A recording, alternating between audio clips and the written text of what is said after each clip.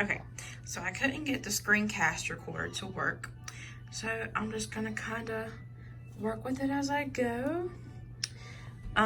This is my presentation, making pets' lives easier. So first I'm gonna start with the rising of vet fees. So of course we know that vet fees have been rising since about the mid 1980s, and it's just gotten worse. And over the past, I think about 15 years, they've risen to the point to where vet fees are more than our own medical fees as humans.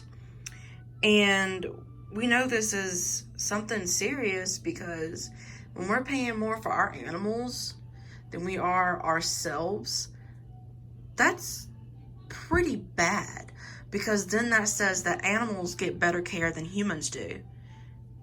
You would think that our own pets wouldn't receive that good of care. And I mean, we know we all love our pets. It's just something that you're kind of like, what?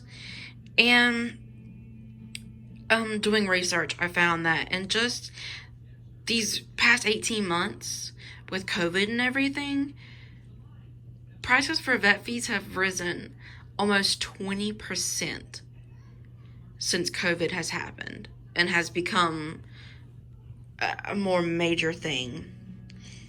And it's really mind-blowing, because considering we're going through a major crisis, we're taking our pets to the vet and spending more on them than we would taking care of ourselves.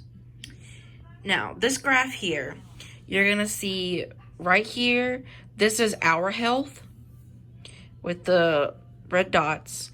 And then up here, that is how much we are paying for our vet fees. And it's in billions. Clearly, it is almost doubled what we are paying for ourselves in medical fees.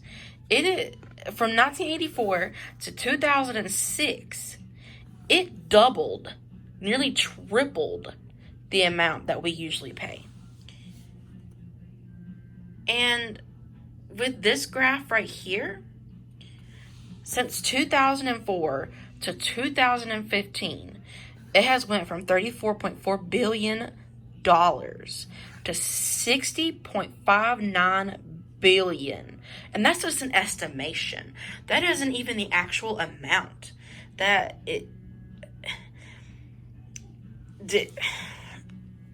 it's just crazy. That's insane, because we don't even use that much in healthcare for humans. And with this graph right here, it's gonna show you general medicine, like I don't know if your dog has allergies or if they have anxiety, just simple things like that. And then this one right here is gonna be specialty, like if you have equine, if you have reptilian, if you have just something that's like you don't usually see in a vet's office. And then you have this right here, which is emergency or critical care. So as you can see, it has really went down in general medicine. And I mean, it kind of came back up from 2016, 2017, but not much to show a really big increase. But these are the amount of veterinarians that we have in the field. So we have more that are in emergency and critical, and then the referral specialty, than we do in general medicine right now. So we actually don't have enough veterinarians to go with the amount of medicine that we need to be helped with.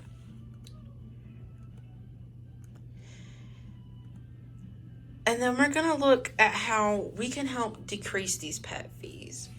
Because, everyone's like, well, how can we help? What can we do? The main thing you can do is start looking up different ways that you can save money for your pet and for yourself.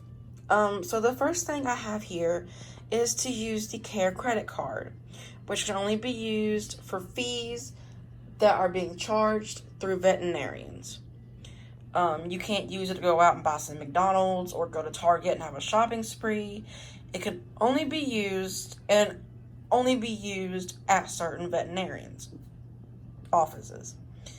Another way is by using pet insurance.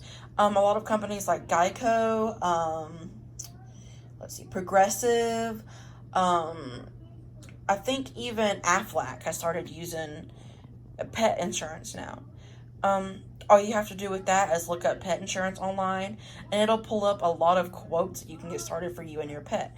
And there are different payment methods, or different payments. Like the most expensive one is the best one you can get, or the least expensive one is like your simple charges, like simple vet fees. Or if your dog frequents emergencies a lot or needs surgeries a lot, you'd want to get the most expensive one, and it would be like health insurance for humans. It would cover everything that we need to cover for a fee a month. A lot of pet owners have also started to put aside money just in case, if your dog is prone to having accidents, you're going to have pet insurance or the care credit card. But if they're like a surprise and it's just something randomly happens, you're going to have money left aside in case your animal needs attention as soon as possible. And it's not usual for the pets to need help. And a lot of people have also started doing GoFundMe accounts. With GoFundMe accounts, you can send it to your friends send it to their friends, and so on and so forth. And it can get around the United States pretty fast. And it's not just your friends that can see it, it's everyone. So anyone that goes through GoFundMe and they're looking for a charity to donate to, or they're looking for someone to donate to because they just want to help, they have it in their hearts to help. A GoFundMe account is something that should really work for you. But if you don't feel comfortable doing that, or you just can't because of other issues, there are emergency solutions that you can go to look at. And when looking at those, it's charities and grants. There are a lot available, but the only catch to it is if they think you make too much or something other with work and everything, or even if you get too many government funds, they can deny you for that application. And you can always try and apply again, but it's never a promise. Because these charities, they do background checks to make sure, you're not trying to commit fraud, or you're not just getting the money just to go spend it somewhere. Because this money, as in this slide here, it comes from donors that come from all around the world, but mostly they come from the United States. They come and they help, and they do what they can for the pets and people. And, they're anonymous, and sometimes they're named, but not a lot of the times, just for privacy purposes. And when we do have donations outside of the U.S., they are called pro bono operations, which means they're free for the owners without having to worry about any charges or anything else. Everything is paid for by a anonymous and generous donor.